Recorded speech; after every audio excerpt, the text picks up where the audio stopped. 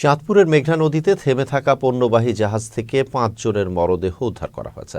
এছাড়া একই জাহাজ থেকে ৩ জনকে মুমূর্ষু অবস্থায় উদ্ধার করা হয়। তাদের মধ্যে হাসপাতালে নেয়ার পর ২ জন মারা গেছেন। এ ঘটনায় নিহতের সংখ্যা বেড়ে ৭ জনে দাঁড়িয়েছে।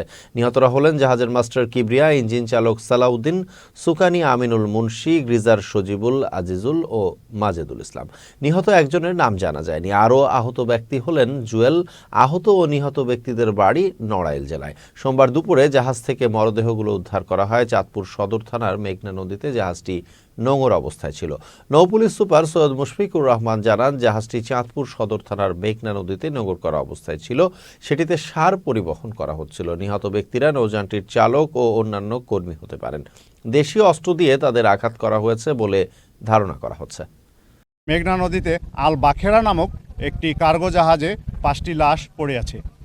আমরা সংবাদ পেয়ে তাৎক্ষণিকভাবে চাঁদপুর নৌ পুলিশ অঞ্চল থেকে আমি আমার সাথে অতিরিক্ত পুলিশ সুপার এবং সহকারী পুলিশ সুপারকে নিয়ে আমরা হরিণাঘাট নৌ পুলিশ ফাঁড়িতে আসি এবং আগে থেকেই এখানে আমাদের একটি স্পিডবোট রেডি করা ছিল। আমরা দ্রুত ঘটনাস্থলে আসি। এসে আমরা ভিন্ন ভিন্ন রুমে 5টি লাশ শনাক্ত করি এবং 3 জনকে মুমূর্ষু অবস্থায় উদ্ধার করি এবং যেই 3 জনকে মুমূর্ষু অবস্থায় উদ্ধার করা হয় এদেরকে দ্রুত চিকিৎসার জন্য চাঁদপুর সদর হাসপাতালে প্রেরণ করা হয়। এখনও পর্যন্ত আমাদের প্রাথমিক কার্যক্রম চলছে।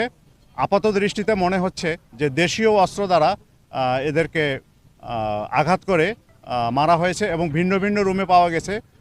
কোনো মৃতদেহই আমরা একত্রে পাইনি।